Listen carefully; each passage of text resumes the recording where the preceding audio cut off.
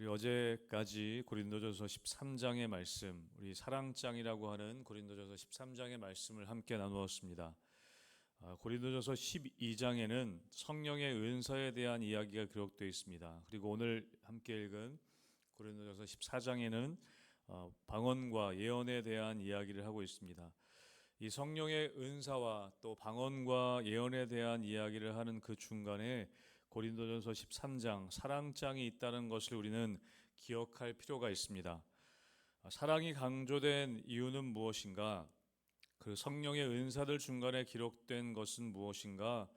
은사는 좋은 것인데, 그런데 그 은사를 사용하는 목적과 동기가 어떠한 것인가? 그리고 어떤 다른 은사보다도 가장 큰 은사를 구한다면 어떤 것을 구해야 하는가? 우리가 이런 이야기를 우리가 하고자 한다는 것이죠. 그리고 오늘 이 14장에 본격적으로 이 방언과 예언에 관한 은사를 우리가 듣게 됩니다. 우리가 예언과 방언의 은사, 또 다른 여러 가지 수많은 은사들을 이야기할 때 그 은사를 사용하는 목적과 동기가 무엇이어야 하는가? 그것이 바로 사랑이어야 한다는 것입니다. 고린도 교회는 처음에도 말씀드렸지만 은사가 많이 나타난 교회였습니다. 여러분 은사는 무엇입니까? 은사는 은혜와 같은 것입니다. 은혜로 주어진 선물이 바로 은사라고 이야기하는 것입니다. 은혜로 주신 것은 나의 자격에 따라 주신 것이 아니라는 것이죠. 은사는 무엇이냐면 주시는 분의, 주는 사람의 호의로 주어진 선물이라는 것입니다. 어떤 선물을 주시는, 하나님께서 어떤 선물을 주시는 분이라면 나에게 최선의 것을 주시는 분이라는 것을 우리가 믿어야 한다는 것입니다. 그것이 우리의 믿음이어야 한다는 것이죠. 하나님이 선물을 주신다는 것은 그 선물이 나에게 주어진 최선의 것이라는 것을 우리는 믿어야 한다는 것입니다. 그런데 고린도 교회 성도들은 이 방언의 은사, 우리가 오늘 함께 읽은 이 방언의 은사를 특별히 중요한 것으로 여겨가지고 방언의 은사가 나타나지 않으면 마치 성령을 받지 않은 것처럼 여겼다는 것입니다. 그리고 방언의 은사를 받지 않은 사람은 정상적인 그리스도인이 아니라고 그렇게 폄하했다는 것입니다. 그것이 문제가 되었다는 것이죠. 그러다 보니까 자연스럽게 이 방언의 은사를 가진 사람들이 그것을 마치 자랑하듯 그것이 문제가 되어서 예배를 방해할 정도가 되었다는 것입니다.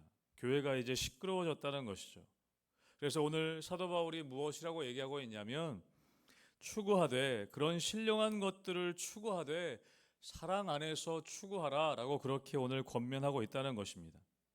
사랑이 바탕이 되어서 그런 것들을 추구하라는 것입니다. 여러분 오늘 1절 말씀 같이 함께 다시 한번 읽어보겠습니다. 1절입니다. 시작. 사랑을 추구하며 신령한 것들을 사모하되 특별히 예언을 하려고 하라. 아멘. 특별히 예언을 하려고 해라. 그러니까 방언을 구하지 말고 예언을 구하라. 여러분 그런 뜻은 아니라는 것입니다. 방언은 필요 없고 예언이 더 중요하다, 그런 이야기도 아니라는 것입니다. 방언은 좋은 것입니다. 방언은 교회 안에 또 유익할 수도 있습니다. 그런데 방언은 좋은 것이지만 교회를 위해서라면 예언을 더욱 구하라는 말씀입니다.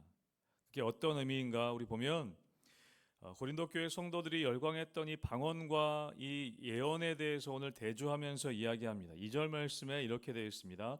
방언을 말하는 자는 사람에게 하지 아니하고 하나님께 하나니 이는 알아듣는 자가 없고 영으로 비밀을 말함이라. 그러니까 여기서 말하는 방언은 무엇이냐면 사람들이 알아들을 수 없는 하늘의 언어를 이야기합니다. 우리가 흔히 방언하면 그렇게 이야기하지 않습니까?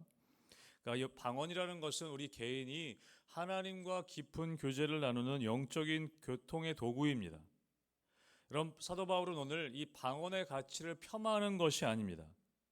방언은 영으로 하나님께 비밀을 말하는 그런 기도의 도구입니다. 개인의 영성을 깊어지게 하는 귀한 선물입니다. 그런데 오늘 3절과 4절에서 이 바울이 은사의 방향성에 대해서 중요하게 이야기합니다. 3절과 4절을 제가 읽겠습니다. 그러나 예언하는 자는 사람에게 말하여 덕을 세우며 권면하며 위로하는 것이요 방언을 말하는 자는 자기의 덕을 세우고 예언하는 자는 교회의 덕을 세우나니 라고 이야기하고 있습니다. 여러분 우리가 여기서도 예언이란 단어를 오해해서는 안 됩니다. 예언은 미래의 일을 점치는 점쟁이와 같이 미래의 일을 그냥 이야기하는 것이 아니라 하나님의 말씀을 전달하는 사람을 이야기합니다. 하나님의 말씀을 전달하는 것을 이야기합니다. 오늘로 말하면 하나님 말씀을 올바로 대언하고 올바로 선포하고 또 가르쳐서 성도들의 삶을 일깨우는 그런 말씀의 은사를 이야기하는 것입니다. 그래서 여러분, 바울은 오늘 뭐라고 얘기합니까? 방언은 자기의 덕을 세우는 것이고 예언은 교회의 덕을 세우는 것이다. 방언이 나쁘다는 것이 아니라 방언은 나의 개인의 영적인 생활에 큰 도움이 됩니다. 하나님과 깊이 교제하고 기도의 깊이를 깊게 합니다. 반면에 예언은 교회의 덕을 세운다는 것입니다. 왜 그러냐면 예언은 모든 사람들이 알아들을 수 있는 언어로, 알아들을 수 있는 말로 선포하기 때문입니다. 그래서 예배 공동체 안에서 하나님의 말씀이 알아들을 말씀 언어로 선포될 때 낙심했던 성도들이 위로를 얻게 될 수 있고 또 죄의 길로 걸어가던 성도들이 책망을 받고 권면을 받아 돌이킬 수 있다는 것입니다. 그것이 방언과 예언의 차이점이라는 것이죠. 그래서 5절에서 사도 바울은 이렇게 이야기합니다. 나는 너희가 다 방언 말하기를 원하나 특별히 예언하기를 원하노라. 만일 방언을 말하는 자가 통역하여 교회의 덕을 세우지 아니하면 예언하는 자만 못하니라. 목회자로서 사도 바울은 오늘 모든 성도가 그 성령의 뜨거운 은사를 경험하고 또 방언으로 기도할 수 있기를 원하고 있습니다. 바라는 마음을 진심으로 오늘 이야기하고 있습니다. 그런데 그것이 공적인 예배의 자리에서, 즉 공동체가 함께 모인 자리에서라면 이야기가 달라진다는 것입니다. 통역이 없는 방언은 자신이 혼자 하나님과 교제하는 그런 개인적인 신앙일 뿐인 것이지 곁에 있는 형제 자매에게는 영향을 주지 못한다는 것입니다. 유익을 주지 못한다는 것입니다. 그래서 다시 말하면 사도 바울이 뭘 얘기하는 거냐면 다른 사람들이 알아듣지 못하는 말로 1시간 내내 기도하는 것보다 다른 사람들이 알아들을 수 있는 단 한마디라도 다른 사람들에게 유익이 될 수 있는 하나님의 위로와 또 때로는 책망의 말씀을 전하는 것이 교회 공동체에는 유익하다는 것입니다. 그것을 이야기하는 것이죠. 우리는 여기서 우리 기독교 영성의 핵심을 우리는 알 수 있습니다. 그것은 무엇이냐면 여러분, 참된 기독교의 영성은 혼자 산속에 들어가서 돌을 닦는 그런 독선적인 영성이 아니라는 것입니다. 기독교에서 추구하는 중요한 영성은 무엇이냐면 철저하게 공동체 지향적입니다. 공동체를 위한 것입니다. 나에게 아무리 놀라운 영적인 체험이 있고 남들이 보지 못하는 환상을 보고 또 여러분 우리 어제 말씀에 나눈 13장에 나눈 천사의 말을 한다 할지라도 그것이 내 곁에 있는 나의 곁에 있는 성도들이 실족하게 하거나 그것을 통해 혹시 교회가 분열된다면 여러분 그것은 성령의 역사가 아니라는 것입니다. 그런 나의 교만이라는 것입니다. 그것은 여러분 그것이 기독교의 영성이 이야기하는 것입니다. 내가 개인적으로 아무리 영성이 뛰어나서 환상을 보고 방언을 한다 할지라도 그것이 성도들을 실족하게 하고 교회를 분열케 하는 것이라면 여러분 그것은 성령의 역사가 아니라는 것입니다. 여러분 기독교의 영성은 철저하게 공동체를 지향합니다. 여러분 방언의 은사를 폄하하는 것이 절대 아니라는 것을 다시 한번 말씀드립니다. 내가 개인적으로 하나님과 교제하고 나의 신앙의 영성을 위해 방언의 은사를 사용하는 것은 너무나 귀한 것입니다. 그러나 오늘 사도 바울은 공동체적으로 바라봤을 때 다른 사람들이 알아듣지 못하는 방언보다 예언의 한 말씀을 통해서 말씀의 은사를 통해서 사람들을 위로하고 책망함을 통해 교회 공동체가 세워진다면 그것이 더 유익하다라는 것을 오늘 이야기하고 있습니다. 여러분 그러면서 여러분 7절과 또 8절과 10절에 보면 여러 가지 비유들을 몇 가지 비유들을 통해 이야기합니다. 7절에는 필이나 거문과 같은 악기들을 이야기합니다. 무엇을 이야기하는 거냐면 아무리 좋은 명품 악기라 할지라도 연주자가 명확한 음계와 박자에 맞춰 연주하지 아니하면 그것은 아름다운 음악이 아니라 시끄러운 소음에 불과하다고 이야기합니다. 8절에서는 군대 나팔에 비유해서 이야기합니다. 나팔이 분명하지 못한 소리를 내면 누가 전투를 준비하리요. 여러분, 나팔 소리들은 각각의 의미가 있습니다. 전진하라, 때로는 후퇴하라, 경계하라, 그런 의미들을 가진 소리들이 있다는 것이죠. 전쟁에서 나팔 소리는 그렇습니다. 명확한 목적을 가지고 명확한 소리를 내야만이 군인들이 움직일 수 있다는 것입니다. 여러분, 이렇게 사도 바울은 여러 가지 비유를 통해서 하고 싶은 이야기가 무엇인가 9절 말씀에 이렇게 기록합니다. 9절 말씀 같이 함께 읽습니다. 시작. 이와 같이 너희도 혀로서 알아듣기 쉬운 말을 하지 아니하면 그 말하는 것을 어찌 알리요? 이는 허공에다 말하는 것이라. 여러분, 다시 말하면 신앙생활은 소통이라는 것입니다. 하나님과의 소통이고 동시에 신앙생활은 이웃들과의 소통입니다. 여러분, 그래서 우리가 성령 충만하다는 것, 우리의 믿음이 더욱 깊어진다는 것은 무엇이냐면 소통을 잘하는 것입니다. 하나님과의 소통, 이웃들과의 소통, 여러분, 그것이 신앙생활에 너무나 중요한 것입니다. 여러분, 그런데 때로는 우리가 신앙이 깊다고 이야기하는데, 믿음 생활이 오래 했다고 얘기하는데 소통이 안 되는 경우들이 있습니다. 여러분, 그렇다면 우리는 다시 우리의 신앙을 다시 한번 돌아볼 수 있어야 합니다. 오늘 이야기하죠. 9절에서 얘기하지 않습니까? 혀로서 알아듣기 쉬운 말을 하지 아니하면 그 말하는 것을 어찌 알겠느냐. 여러분, 신앙이 깊다고 해서 알아듣지 못하는 말을 하는 게 신앙생활이 깊은 것이 아니라는 것입니다. 하나님과도 잘 소통하고 이웃들과도 잘 소통할 수 있는 것, 그것이 진짜 성령 충만하고 신앙이 깊은 사람들의 모습이라는 것입니다.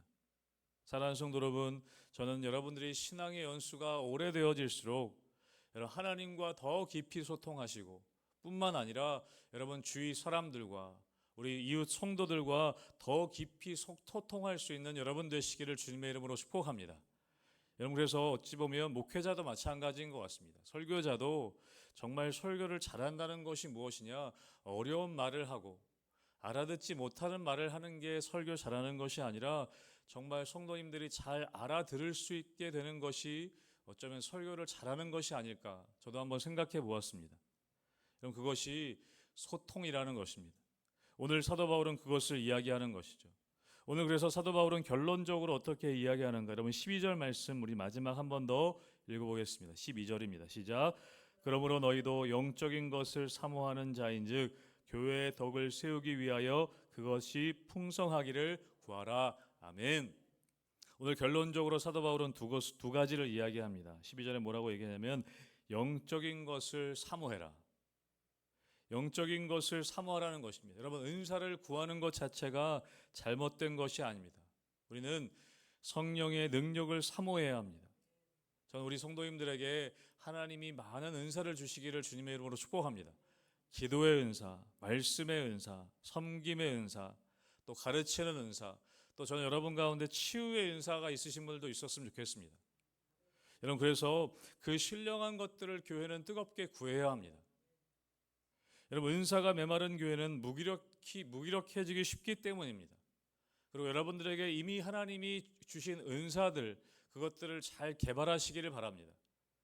여러분, 그런데 또 한 가지 오늘 사도 바울은 무엇을 이야기합니까? 영적인 은사를 사모하는 자인즉 교회의 덕을 위해 세우기 위하여서. 그 은사를 근데 구하는 목적이 무엇이어야 하는가? 우리가 영적인 것을 사모해야 되고 영적인 은사들을 구해야 되는데 그것을 구하는 목적이 무엇이어야 하는가? 오늘 이야기합니다. 교회의 덕을 세우기 위하여서. 여기서 덕을 세운다는 것은 무엇이냐면 원어로 보면 건물을 짓고 건축하다라는 뜻을 가지고 있습니다. 무너져가는 건물의 기둥을 세우고 벽돌을 쌓고 튼튼하게 세워 올리는 것. 여러분, 그렇듯이 낙심하고 상처받은 사람들, 또 넘어져 있는 우리 성도들, 그 사람들을 사랑으로 붙잡아주고 그리스도의 몸된 교회로, 그런 몸된 교회로 튼튼하게 건강하게 세워져 갈 수 있도록 여러분, 그것을 이야기하는 것입니다. 그것이 은사를 구하는 목적이어야 한다는 것이죠. 여러분, 하나님이 여러분에게 왜 기도의 은사를 주셨습니까? 나 기도 잘한다, 그것을 드러내기 위함이 아니라 다른 어려운 이웃들과 성도들을 위해 기도하라고 주신 것이 기도의 은사라는 것입니다. 말씀의 은사를 왜 주셨습니까? 나 말씀 많이 한다, 그것을 자랑하기 위함이 아니라 위로가 필요한 성도들에게 위로의 말씀을, 책망의 말씀이 필요한 성도들에게 권면과 책망의 말씀을, 그것을 통해 성도들을 세우기 위함이라는 것입니다. 우리에게 물질을 주시고 우리에게 건강을 주시고 우리에게 다른 은사들과 지혜를 주신 이유는 나를 드러내기 위한 자랑의 이유가 아니라 다른 성도들과 이웃들을 건강하게 잘 세워나가라고 주신 것이라는 것을 우리가 기억해야 한다는 것이죠.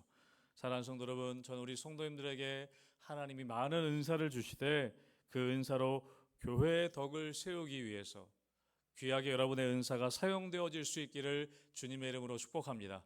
그래서 우리 교회의 은사가 충만할 뿐만 아니라 그 은사로 인하여서 우리 성도님들이 가는 곳마다 하나님의 은혜가 임하고 하나님의 위로가 임하고 여러분이 가는 곳마다 교회가 평안해질 수 있는 놀라운 역사가 나타나게 되기를 주님의 이름으로 축복합니다.